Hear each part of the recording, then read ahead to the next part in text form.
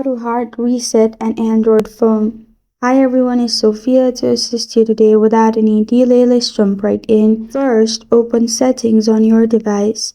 You'll find this kind of screen pop up. Simply click on search button on top right corner of your screen and search factory reset.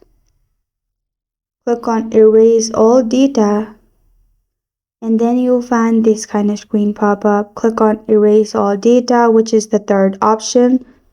And then click on erase all data. After you click on erase all data, it will be hard reset, which means all your data, including account info, contacts, and apps data will be removed. This is how to hard reset an Android phone. Thank you for joining me today. If this video helps you out, please leave a like and subscribe for more.